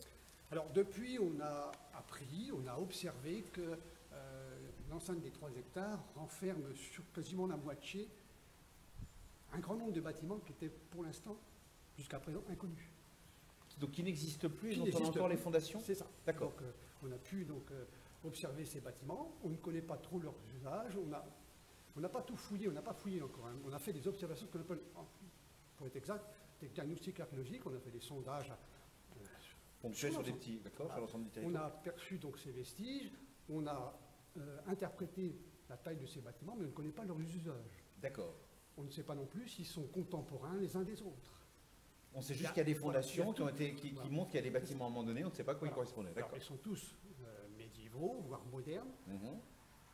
Ils correspondent bien à, comment on va dire, l'utilisation de la Maladrerie, mais pour l'instant, l'archéologie n'a pas répondu exactement à l'utilisation, la chronologie des uns par rapport aux autres.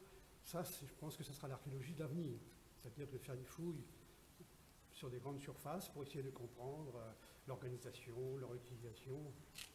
En sachant qu'en parallèle, il y a des travaux aussi qui sont tout aussi intéressants que l'archéologie, c'est notamment la recherche en archives qui sont faites. D'accord. Parce que nous, l'archéologie, l'archéologie ne répondra pas à Vous tout. êtes l'incarnation ici de l'archéologie. Jean-Marc, ça c'est bien clair. Mais par contre, on ne pourra pas répondre à tout. On espère que l'histoire, donc les archives, répondront, ou nous éclaireront, ou nous aiguilleront sur certains aspects de cette maladresse. Alors, l'église, le plus ancien bâtiment, fin 11e, début 12e, c'est ce qu'on en sait. La grange, on l'a vu hier lors d'un passage avec Marie, c'est un bâtiment qui doit dater de la fin du XIIe siècle, c'est ce qu'on nous a dit, puisqu'on fêtait le début du XIIIe siècle, puisqu'on fêtait les 800 ans de la charpente de la grange. C'est ça même. Donc la grange est de 1219, 1200. C'est ça, c'est ce qu'on a compris. Les autres bâtiments sur le site, qu'est-ce qu'on a qui est en cours de bout? Ce qui est important, c'est que si on date si précisément la charpente, c'est qu'on a fait appel à des spécialistes. Ouais. Les archéologues font appel à de nombreux spécialistes, notamment l'archéo... La dendrochronologie, c'est ça, voilà. Donc, excusez-moi, c'est intéressant, je l'ai appris hier. Très bien. Qui permet de dater le bois. C'est cela. C'est ça. Donc c'est grâce à cela qu'on arrive à avoir des précisions d'une année. Mais alors vraiment d'une très grande précision, puisque... Très grande précision, on est capable de dire quand est-ce que la charpente a été mise à bas, plutôt les arbres ont été abattus pour être replantés. Ici dans le logis, au-dessus de nous, comme le jeune Pedro, notre cadreur prêté par l'ORTF peut nous le montrer, nous avons une charpente. Oui. Est-ce qu'elle a été datée par dendrochronologie? Tout à fait. De quand est-elle? Alors là, 1270, 1271, donc 50 ans postérieur à la grange. Donc c'est un bâtiment qui a été implanté après la grange. Alors, on est d'accord, d'autant qu'on déduit que puisque la charpente a été posée 50 ans après, ce qui est en dessous a été construit avant, on est d'accord, les murs, l'ensemble de l'architecture est donc antérieure. Tout à fait. Donc on peut considérer que le bâtiment, son utilisation, est postérieure à 1200. Donc ça fait 12, c'est ça, oui c'est ça, 1250, 1260. Quand on arrive à avoir en archéologie des précisions comme ça, c'est le bonheur. D'accord, on est d'accord. Alors qu'est-ce qu'on doit retenir de ce qu'on voit ici? Qu'est-ce qu'on peut en décrire? Qu'est-ce que vous pouvez nous dire sur... Alors je rappelle, nous sommes au premier étage du logis. D'abord, petite chose avant de vous céder la parole, Jean-Marc, la charpente, la toiture a été entièrement restaurée dernièrement. Tout à fait. C'est la dernière tranche de travaux qui a été effectuée sur la maladrerie ces dernières années.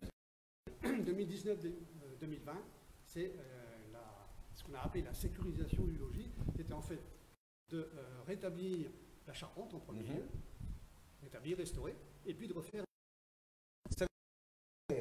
toute la toiture. Complètement. On a remis les, je sais pas comment ça s'appelle, les planches qui sont... On va dire les fermes. Les fermes. Alors les fermes, elles n'ont pas bougé. Ce sont les pièces d'origine. Aussi, il y a des fermes qui ont bougé. Jusqu'au 19e siècle, il y a des fermes qui ont été déplacées pour mettre des ouvertures là dans le sol.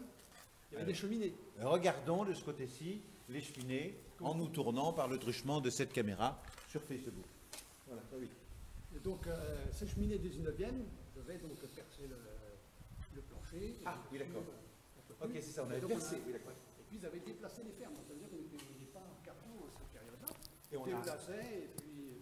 Et on a depuis rétabli l'installation des fermes dans le cadre de cette restauration. L'ensemble du XIIIe siècle. Qu'est-ce qu'on a dans cette pièce de ce qu'on peut en voir à l'instant? Qu'est-ce qu'on a qui est du XIIIe et donc qui est d'époque de la construction? Alors déjà, ce qui est intéressant, c'est de dire que ce logis, c'est un bâtiment d'habitation. Si on l'a transcrit comme logis, c'est parce qu'on devait y loger, y habiter. Qui y logeait? Ah, ça c'est une bonne question. C'est pour ça que je vous la pose, pour passer de nous n'avons toujours pas de réponse, l'archéologie ne l'a pas à la donner jusqu'à présent, pour savoir si c'est une habitation pour les gens sains, donc les gens qui géraient la maladie, pour les malades ou les deux. D'accord. Par contre, ce bâtiment, qui est sur 2 niveaux, est nanti de cheminée, comme la caméra pourrait le montrer. Et la caméra le montre en faisant un léger détour. Cheminée, donc, parfois double, c'est-à-dire avec le rez-de-chaussée. Vous avez le même conduit, donc... ah, oui. Donc vous avez ça au rez-de-chaussée, donc la même cheminée. Vous avez la même chose... On peut s'approcher de la cheminée, Jean-Marc, regardez. Donc là, c'est-à-dire qu'on avait une cheminée qui partait ici, et derrière, il y a un autre conduit qui est desservi par le rez-de-chaussée. Tout à fait. Très bien. Là-bas au lointain, on aperçoit une autre cheminée. Avec les restes d'une autre, celle du 19e, en gros, qui Oui, avait donc occulté la... Qui avait occulté la cheminée précédent. Alors, on voit ici qu'à un moment donné, on a refait un étage, c'est ça je vois des tableaux démonstratifs, mais on voit bien qu'il y avait des poutres. Tout à fait. On voit qu'après la Révolution, c'est vendu bien national, elle est éclatée dans différents lots, et puis elle a été transformée en exploitation agricole complètement. Donc ça a été une espèce de branche supplémentaire. Alors, oui, mais voire même, pourquoi pas, il y avait une porcherie au rez-de-chaussée qui existe encore. Okay. Vous avez vu, la chapelle a été percée pour laisser passer les outils aératoires. Donc tout a été modifié dans ce cadre-là. Je pense que le bâtiment a subi beaucoup plus de dégradation liée donc à sa transformation dans le cadre de l'exploitation agricole. D'accord, on est d'accord. Donc c'est pour ça que là vous avez des percements. Les poutres d'origine ont dû être déplacées, les poutres qui supportaient, là maintenant une dalle béton, mais avant un plancher de bois, elles ont été déplacées et injectées, donc ils ont rajouté des... D'accord. Donc on avait un niveau en dessous, et puis... Donc en fait, dans les deux niveaux, on en a fait trois en fait. C'est ça. Est-ce qu'on peut se diriger vers les... Comment vous appelez ces fenêtres? Alors on a des fenêtres géminées, comme je disais, avec des quadriloques pour l'éclairage. Alors, si je ne parlais pas mal, elles sont plus du tout géminées, puisque... C'est les vicissitudes du bâtiment, il a subi des dégradations. Il y a deux fenêtres parallèles, voilà. C'est des fenêtres jumelles. C'est ça, avec des coups-sièges pour permettre de vous asseoir, chers messieurs, et puis regardez le monde passer. Regardez ce beau tableau, regardez ça. Est-ce qu'elle n'est pas merveilleuse, la vie, hein, à la maladrerie quand le festival est annulé? Regardez ça. Donc alors, nous avions ici un meneau. Un meneau. D'accord. Très bien. Avec sans doute une fermeture avec des volets. Oui. On a une trace sur celui d'en face. Ah, on a travaillé sur celui-là. Ah oui, effectivement, bah oui. Attendez, entendons-nous, il y a même un gond. Regardez ça. Il y a des choses qui ont bloqué le... Ça permet de bloquer le passage. C'est tout sculpté dans la pierre, c'est une merveille. C'est de toute beauté. Et donc, alors, retournons-nous. C'est quadrillobé, vous l'avez dit, c'est-à-dire que... C'est-à-dire que c'est une fenêtre ogivale, en forme d'ogive, hein, on est d'accord, et qui est donc du 13e. Elle est d'origine, celle-ci. Elles sont toutes d'origine, elles ont été plus ou moins percées, bouchées pour l'utilisation lors de la ferme 19e. Celle-ci, par exemple, quand elle sera rouverte, parce qu'elle sera un jour, on oui, donc ça sera restauré. L'hypothèse, dans quelques années, c'est ça, réhabiliter le bâtiment, je pense que l'ensemble, là ici, tout est cohérent, donc on peut se permettre de rétablir l'ensemble de ces baies comme à l'origine. D'accord.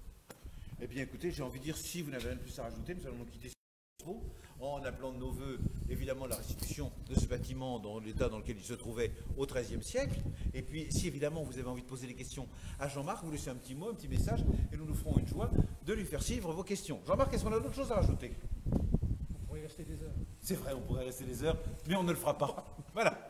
Rendez-vous le prochain, ce sera, d'après ce que peut me dire ma tête, à 16h30, et nous aurons rendez-vous pour d'autres aventures. Je ne dis pas plus, vous découvrez tout à l'heure.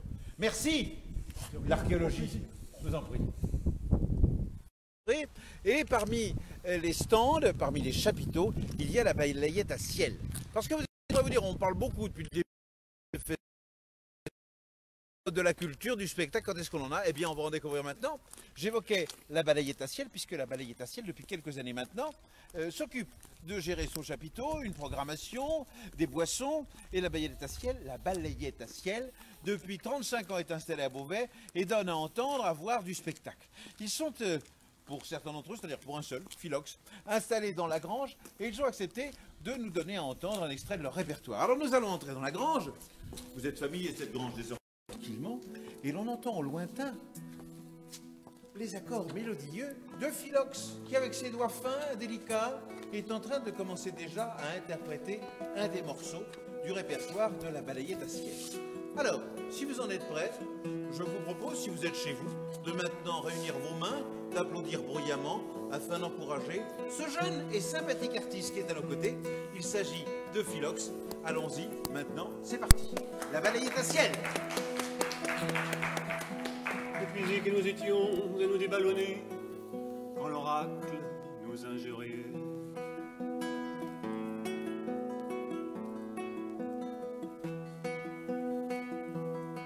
Nous nous cachions comme des escargots, nous creusions au plus profond, comme tous les petits animaux adorables. Comme tous les petits animaux adorables.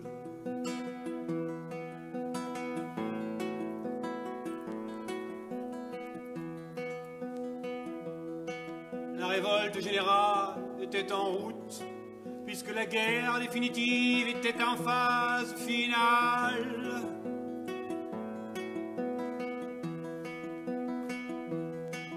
La révolte générale était en route, puisque la guerre définitive était en phase finale.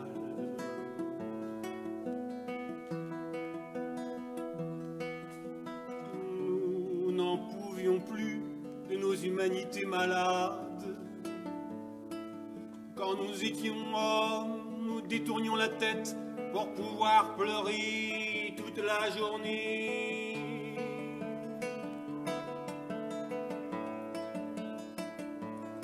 Quand nous étions femmes, nous montrions les dents et les yeux exorbités tellement le sang était bouillant.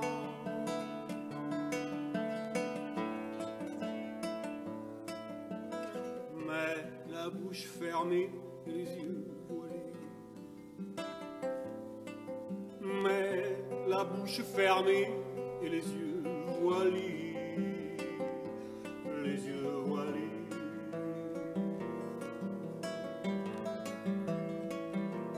Les yeux voilés.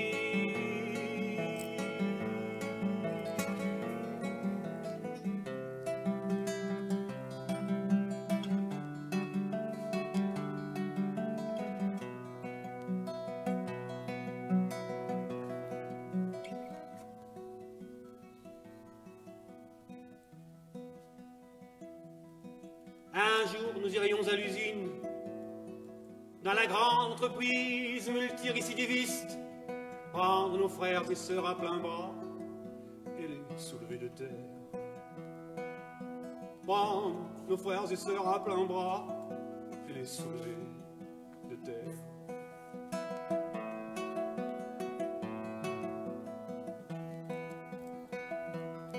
Mais pour l'heure, chacun sous son étendard étudiait son plan d'épargne.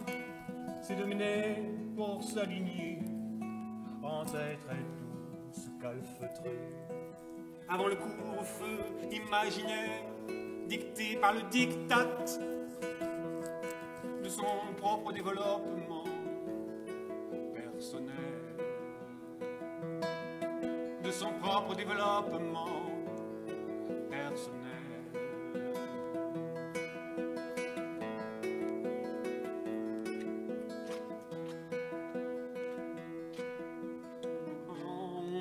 Insultait en permanence par les milliards de petits écrans crépusculaires, et le monde entier s'abreuvait de sa causette injurieuse. Les artistes relayaient le propos avec malice, avec méthode, avec frénésie. Tellement ils s'ennuyaient dans leur jardin désespéré.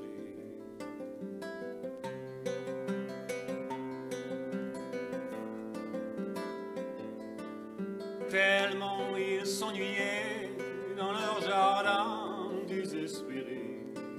Les collaborations de toutes parts s'amoncelaient. Les chiens hurlaient.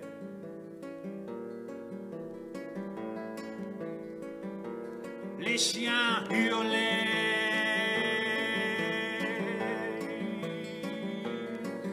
Dans la permanence électronique. Dans la permanence électronique. Électronique.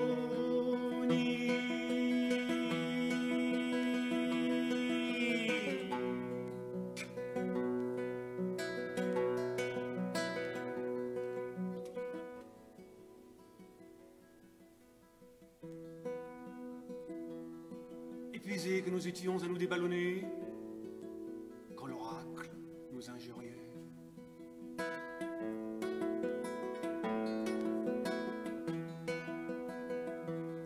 Nous nous cachions comme des escargots, nous creusions au plus profond, comme tous les petits animaux adorables. Comme tous les petits animaux adorables. Comme tous les petits animaux adorables.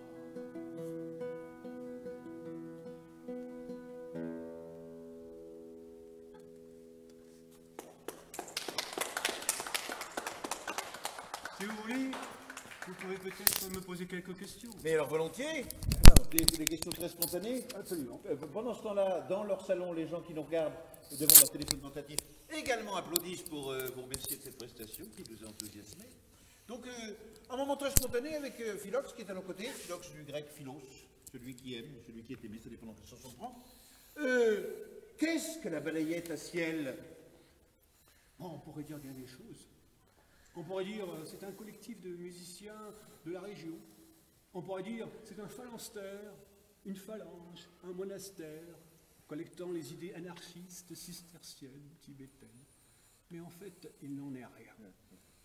La balayette à ciel, c'est un rassemblement de techniciens de surface céleste. Une fraction armée de ces petits balais qui s'ébrouent au bord de l'horizon sous l'adage suivant déposé dans le journal officiel de la République française le 14 mai 1984, balayer l'universal pour tendre vers l'instant magique. Mais que font les balayeurs célestes? Certains, comme les Katabou, groupe de musique haïtienne, bien connu à Beauvais, vont faire danser les gens dans les rues ou dans les écoles. D'autres, comme les Chaloupés ou les Nijinsky, groupe de jazz créole sauvage, pour l'un, et de chansons brûlules, pour l'autre, vont apporter leur spectacle sauvage sur les scènes nationales, préfectorales, sous-préfectorales, cantonales, vicinales, ou même au fond de mon impasse. D'autres, comme Caligari, Taptaz, Antoine Buis, préparent leur album dans le studio placard de la balayette à ciel. D'autres, enfin, comme les Entre elles, un groupe de 3 femmes a cappella, ou Philox, Trait d'Union, Jeff Rossi, moi-même et mon ami, vont distiller leurs chansons en secret par la complicité des habitants qui organisent eux-mêmes leurs soirées. On approche ainsi de la périphérie de ces instants, de l'instant magique, tant attendu. Alors, excusez-moi de vous interrompre, mais cher Philox, j'ai envie de vous dire en cet instant, qu'est-ce qu'être balayeur céleste en 2020? Non, mais c'est pour ça. La parenthèse historique que nous traversons est une telle parodie de la salissure intérieure que notre mission, le balayeur, nous appelle au front 24 heures sur 24. La brutalité sanitaire et sécuritaire nous amène à inventer de nouvelles fêtes étranges et calmes, avec des musiciens silencieux et doux. Il n'y a dans ce contexte de place pour la relation public-artiste, mais des habitants qui s'organisent et font appel à des invités. Et vous me direz... Et je vous dirais, très spontanément, qui sont les habités? Mais oui, et je vous répondrai, nous autres, balayeurs, munis de nos dispositifs d'étrangeté pour des espaces précis de la maison. Cuisine, salon, cave, grenier, jardin. Si votre cœur vous le dit, c'est alors sans aucun doute qu'il est urgent d'inventer de nouveaux rituels, de nouvelles fêtes, de nouvelles utopies, de nouvelles sorcelleries. Alors faites appel au balayeur céleste, rendez-vous sur son site, labalayetteaciel.fr, et passez vos commandes. Je n'ai plus de questions à poser à Philox, je vais donc vous laisser continuer à créer et vous laisser dans cette grange pendant que de mon côté, je me retire, non sans avoir signalé aux personnes très nombreuses qui nous regardent que nous allons nous retrouver à 16h avec une découverte archéologique de la maladrerie Saint-Lazare. Mais pour l'heure, encore un peu de balayette à ciel, encore un peu de Philox.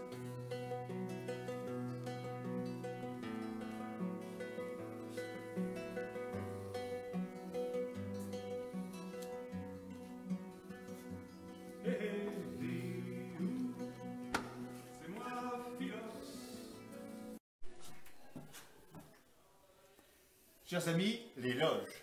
Cet endroit mystérieux où les artistes se retirent pour épuiser après leur prestation, reprendre un peu une figure humaine. Et dans cette loge, qui trouvons-nous? Sarah Cherfaoui, la directrice de l'ASCA, qui va répondre à nos questions. Alors, nous franchissons tout ce qu'on trouve ordinairement dans les loges, c'est-à-dire les tables à repasser, les instruments. Non, loin de là. Bien sûr, bien sûr. Malice et Merveille, vous dire quoi exactement là, je ne saurais pas. La Mais fanfare, et puis notamment avec la fanfare ASCA, donc on a une fanfare à l'ASCA qui vient régulièrement, donc qui vient chaque année. Et donc cette année, avec Virginie et Pedro, on avait imaginé des trucs un peu sympas. Que nous ne verrons donc pas, puisqu'ils n'auront pas lieu. Voilà, mais certainement l'année prochaine, on verra. Croisons les doigts. Et donc on avait imaginé de faire ensemble un bal, alors un bal qui était participatif, où les gens devaient avant se costumer, donc on les aidait à se costumer pour être les plus beaux pour aller danser le soir. Comme dit le poète, bien sûr. Voilà. Et puis on avait aussi imaginé que le cinéma aurait une place sur cette édition. Alors on n'avait pas terminé notre projet, on n'avait pas, mais bon voilà, on avait envie qu'il y ait un lieu de cinéma, peut-être même pour le jeune public. Bon, voilà, ça ne sera pas cette année. C'est ça, mais tout ça n'est que partie remise. Exactement. Nous l'espérons. Mais les idées ne manquent pas. Très bien. Où est-ce qu'on en est de la reprise des activités à l'ASCA? Parce que j'imagine que vous avez été bouleversé comme tout le monde culturel. Oui, là, ça continue d'être un peu compliqué. Oui. On avait imaginé une reprise septembre, youpi, voilà, en imaginant tranquillement retrouver les mains dans les notre poches. public. Ouais, même festif, quoi. On avait imaginé un programme festif. On avait imaginé un spectacle, un concert en plein air pour retrouver les habitants du quartier et de la ville. Bon, tout ça, on a dû évidemment annuler. C'est bien parce que c'est un concept global, nous ne parlons que des choses qui n'auront pas lieu. C'est bien, ouais. bien comme Alors idée. en fait, on vient de prendre la décision. Alors en ce qui concerne le cinéma, on a pu rouvrir au mois de juin. Alors en formule quand même allégée. C'est hein, ça, où on est à chacun que... à 1,50 m les uns des autres. Voilà. Ça me rappelait que je suis un peu trop près de vous, Oui, Sarah. je trouve aussi, peut-être un peu Et puis que je ne vous ai pas donné votre gel hydroalcoolique, il va falloir que je fasse aussi continuer à nous parler Et de votre donc, programmation. les concerts, là on vient de prendre la décision de maintenir malgré tout les concerts. Merci bien. Okay. Et de maintenir malgré tout les concerts. Alors la difficulté qu'il y a pour les concerts debout, c'est qu'en fait pour l'instant ils sont strictement interdits. Et donc c'est pas très facile en ce moment de prévoir un programme. Donc la chance qu'on a à l'Ouvre-Boîte et à l'ASCA, c'est d'avoir deux salles. On a la salle de cinéma et on a notre salle qui normalement fait 600 places debout. Donc là on va devoir la limiter à 150 places assises. On attend la décision gouvernementale de savoir ce fameux fauteuil entre les personnes ou pas, ce qui va encore nous compliquer la tâche si elle est maintenue. Bon, enfin voilà, en tout cas on a décidé de maintenir nos concerts. Donc on est en train d'appeler tous les artistes qu'on avait programmés, leur dire voilà, est-ce que vous voulez jouer le jeu de jouer devant des gens qui sont peut-être assis. Voilà, assis. Alors ce qui sera une nouveauté pour nous, parce qu'on va par exemple avoir le 26 septembre, on aura le rappeuse Kazé avec le collectif House Gang. Donc du rap assis, on n'a jamais fait. Voilà, on a aussi une grande première. Bon voilà, donc venez découvrir à l'ASCA des concerts de rap assis, des concerts de hard rock assis, des concerts de punk et de reggae assis. Quelle merveilleuse idée. Et en même temps, on aura aussi de la chanson avec la chanteuse Rose, avec Team Up, Donc on maintient. La difficulté, c'est de se tenir informé tous les jours, de savoir ce qu'on peut faire et pas faire, et bien évidemment, on ne sortira pas du cadre. Mais ça n'empêche que c'est un combat tous les jours. On est là pour soutenir les artistes, pour soutenir... Donc on se démène et c'est difficile de tenir une posture dans ces conditions. J'imagine que pour en savoir plus, on suit sur les réseaux sociaux l'ASCA et les différentes structures qui font partie de l'ASCA sur votre site, absolument. Merci Sarah Cherfaoui, on se retrouve nous dans peu d'instants désormais. Vous ferez connaissance avec la personne qui depuis des années déjà imagine et conçoit les affiches de Malice et Merveille. Je n'en dis pas plus, laissons planer un voile de mystère.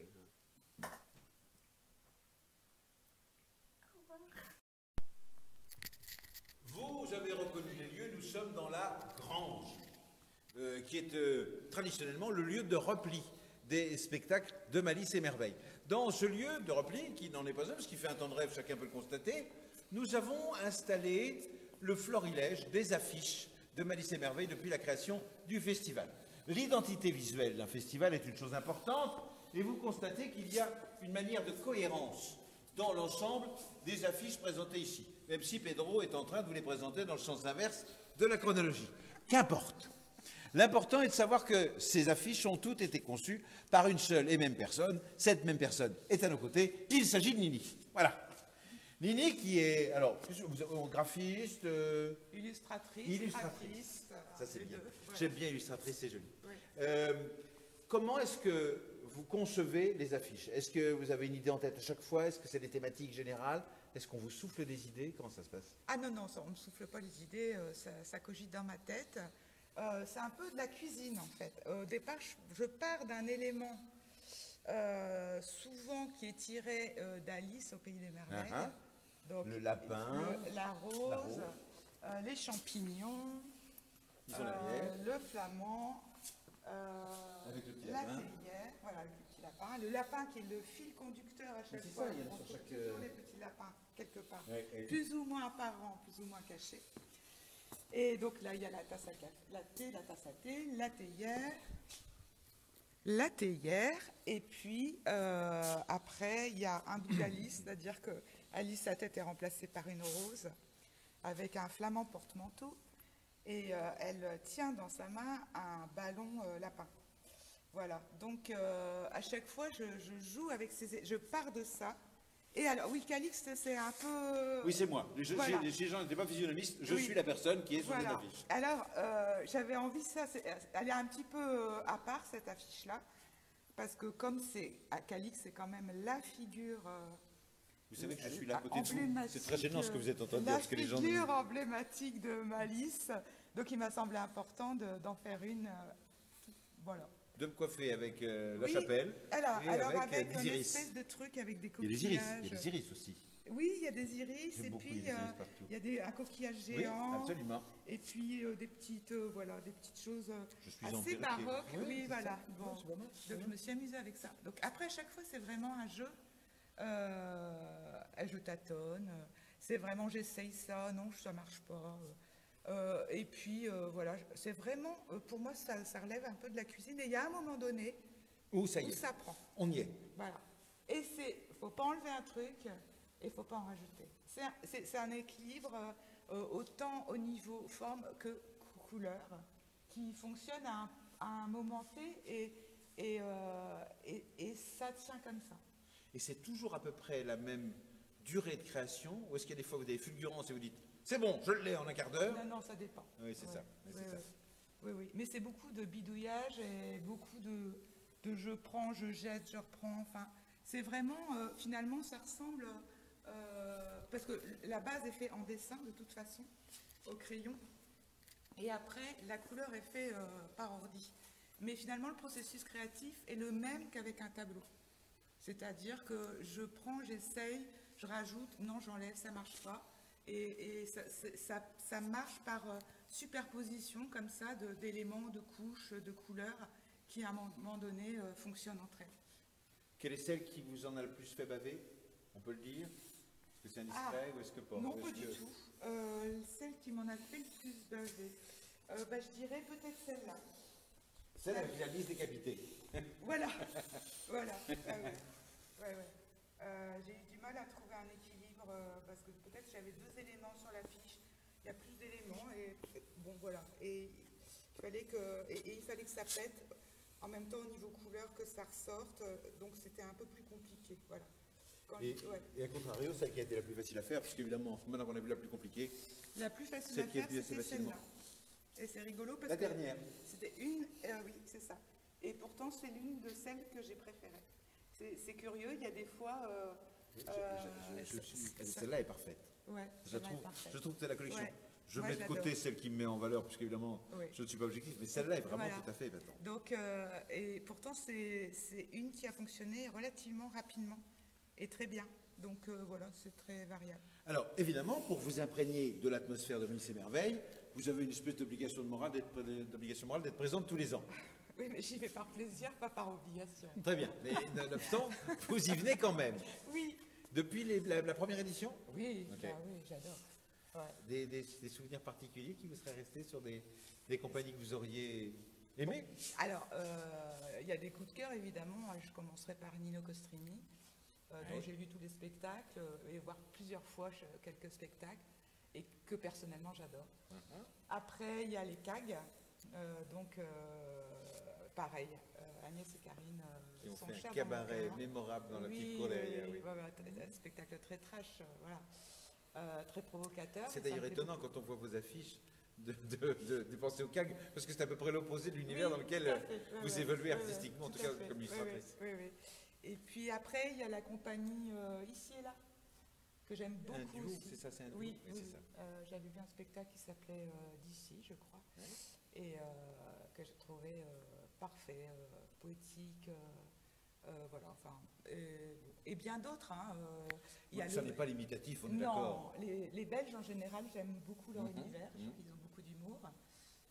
Et l'humour belge est une chose particulière, je suis d'accord avec vous. Il y en avait un qui se passait dans une cabine téléphonique que j'avais beaucoup aimé.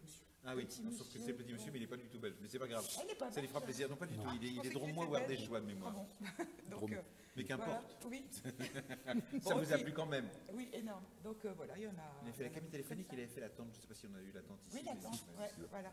J'avais vu à son jour. Et puis beaucoup d'autres, bon, je ne les ai pas forcément en mémoire. On ne va pas non plus faire la liste, ce serait interminable. Ouais.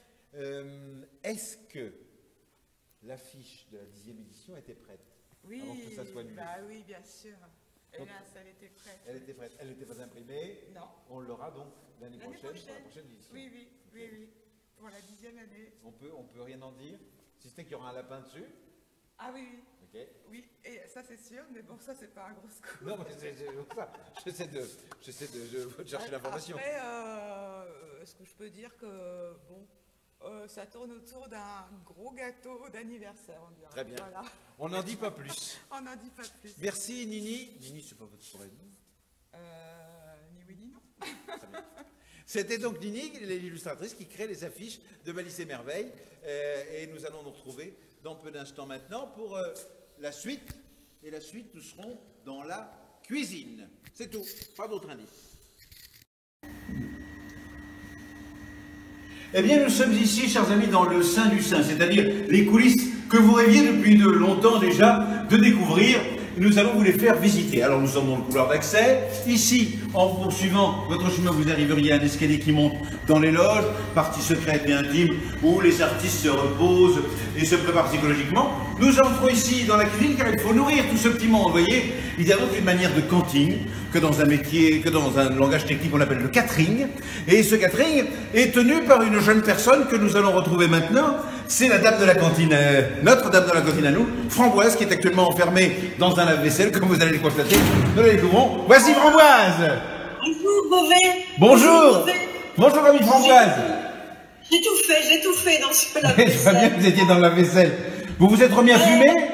Vous vous êtes remis à fumer? Oui, j'ai repris la cigarette avec ce Covid. Ouais, le stress, la déception de cette annulation. Une cigarette végane, c'est de la carotte. Donc évidemment, vous êtes comme nous tous, vous êtes effondrés par l'annulation de Malice et Merveille. Voilà, épongez-vous un peu l'œil, bien sûr, bien naturellement. Chère Framboise, vous avez donc la charge de nourrir chaque année les artistes, les techniciens. Remettez vos lunettes, elles sont pas droites. Les artistes, les techniciens, l'ensemble des bénévoles, tous ceux qui travaillent sur le festival. Qu'est-ce que ça représente de nourrir autant de personnes en si peu de jours? Est-ce que c'est votre métier d'abord? Et puis comment vous vous débrouillez? Quels sont les petits trucs? C'est un réel plaisir de venir cuisiner dans cette maladrerie qui est magnifique, on peut le dire. Magnifique. Dites-le plusieurs fois même. Avec cette magnifique équipe également. Qui est aussi super. C'est un artiste mondialement reconnu que je plaisir à retrouver chaque année. N'en parlons pas. Je parle de cette jeune personne qui s'appelle Malice. C'est très gênant, n'en parlons plus. Vous aviez donc prévu de faire à manger pour tous les artistes pendant ce festival? C'est ça. Qu'est-ce que vous avez prévu de leur faire à manger? Est-ce qu'on peut avoir un petit échantillon? Comme c'était le 10e anniversaire, je voulais faire un hommage à la Picardie, j'avais prévu des ficelles picornes. Quelle bonne idée! C'est très simple à faire, pour 100 personnes, mais oui, mais bien sûr. Quel bon miam-miam nous aurions mangé vivement l'année prochaine. Et alors, Framboise, d'autres idées de menu, qu'est-ce que vous aviez prévu par ailleurs? Alors, ne quittez pas, je vais... Prenez vos fiches, prenez vos fiches. Voilà, c'est ça. Alors, donc, j'avais prévu... Ah non, mais Framboise, on ne vous voit plus. Framboise, on ne vous voit plus. Framboise, on est en train de la perdre. Dossier, sur un autre dossier. Oui. Alors, j'avais prévu des lasagnes. Ah, Framboise est en train d'entrer dans un tunnel. Un hommage à la Picardie également. Oui. Des lasagnes.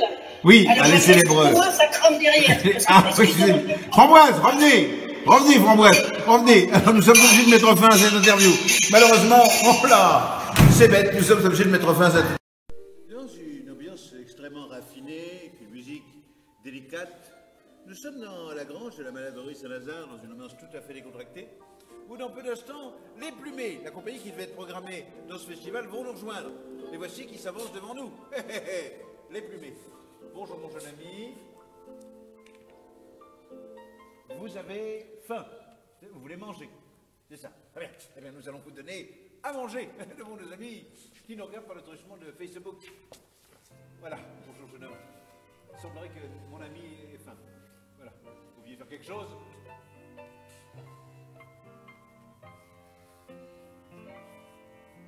Ouais.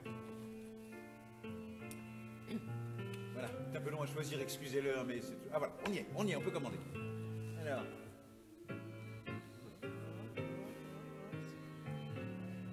Il y en a? Oui. Pareil, oui, la même chose, oui, c'est ça. Merci. Voilà. Ça arrive, mon jeune ami, ça arrive. Voilà. Toujours en direct sur Facebook, à l'occasion des célébrations de l'annulation du 10e festival, avec un joli moment de nourriture et de restauration, en solidarité avec nos amis qui se restaurent. Voilà. Ah, merci.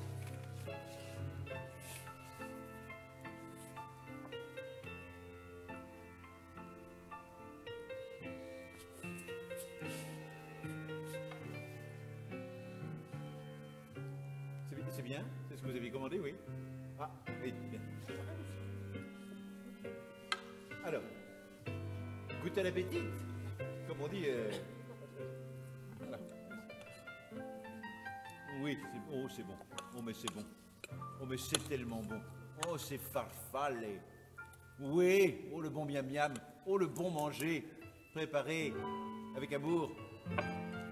Non pas par notre cantinière Ambroise, mais bon quand même. Oui, c'est bien.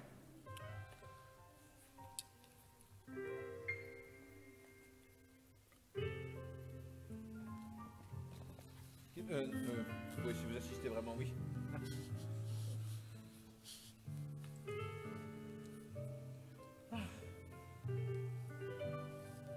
Ça a l'air de beaucoup lui plaire, hein. Oh, ça, on ne boude pas son plaisir. Par contre, la verdure, non. Voilà, très bien. On finit bien son assiette, bien proprement. Voilà. Comme ça font les gens bien élevés, bien sûr. En mettant les doigts au fond de l'assiette. Il n'y a plus rien. Voilà. C'était... Je crois que c'est fini. Je crois qu'on peut dire que c'est fini. Plus de... Voilà. Plus de rien manger, rien du tout. Non, c'est... Oui.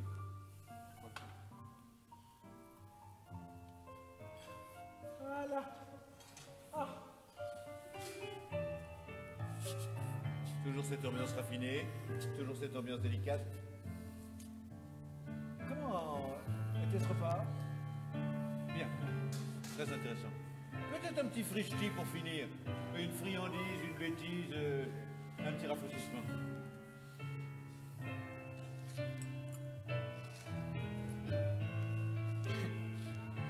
Mais c'est l'œil, il est un peu...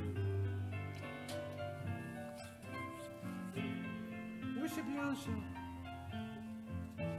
Non, vous n'en voulez pas? Vous n'en voulez pas? Non, merci pas pour moi, merci. Vous en voulez? Vous n'en voulez pas? Revenez. Partez. Revenez. Sortez. Dans ma bouche. Pas bien clair, hein. Dans ma... Jetez dans ma... voilà. Ah oui, je crois que c'est ça.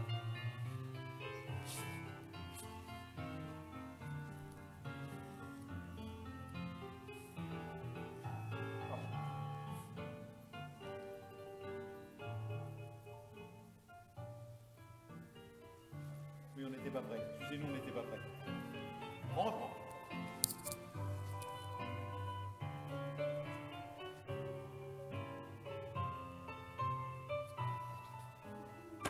Allez, c'est raté. Comment? Vous en avez une deuxième, très bien. On y va. Vous voulez que je le... Oui. Oui. Je dois le faire. Pardon. Oui. Pardon, plus. Voilà. Hop. Mais c'est merveilleux. Mais alors, bravo. Ah bah alors là, extraordinaire. Mais quel talent. Non, ah non, attendez, on touche pas. Oh là. Attendez. Ouh là là, Michel. Voilà, on y va. c'est propre. Voilà. C'est bien. Voilà. Oh, quel beau travail. Bravo. La compagnie Les Plumés, que vous applaudissez chez vous, dans votre salon, devant votre téléphone portatif dernière génération. Bravo, Les Plumés, qui auraient dû être présents à nos côtés à l'occasion de cette édition du festival et qui y sont quand même, en fait, puisque finalement, ils sont là malgré tout. Juan, quel est votre prénom, Juan? Très bien. Juan, vous allez peut-être être à nos côtés l'année prochaine. Nous l'espérons tous, que ça soit bien clair. Voilà, la compagnie Les Plumés qui nous quitte, et nous avec. Nous nous retrouvons dans une poignée de minutes pour la suite de notre programme. A tout de suite.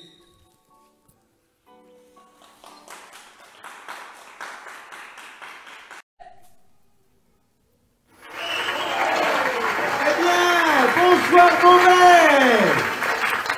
Oui, pour la deuxième fois, nous vous faisons nos adieux. Alors, on refait. Oui, Beauvais, merci pour ce week-end délicieux à vos côtés, à l'occasion de la célébration du 10e festival ici à la Maladrerie Saint-Lazare. Alors, évidemment, la question à laquelle tout le monde attend qu'on réponde va être posée maintenant. Je me tourne vers Virginie Parmentier. Virginie Parmentier, les compagnies, les artistes qui devaient participer à cette édition cette année seront à nos côtés l'année prochaine. Et oui, nous avons de la chance, pardon. Toutes les compagnies seront présentes l'année prochaine et le soleil aussi. Mais quelle merveille! Quelle ambiance! Ambiance fantastique! Remercions l'ensemble du personnel et la Maladrerie Saint-Lazare, tous ceux qui nous ont été ici pendant ce week-end. Qui ont participé. Alors, ce week-end qui sont intervenus, on les remercie. On remercie Pedro qui nous a été prêté par le RTF, Virginie Parmentier, la directrice en la programmatrice, le régisseur Eric, Edwige derrière la caméra. Merci. Et rendez-vous l'année prochaine pour la 10e édition de Malice et Merveille.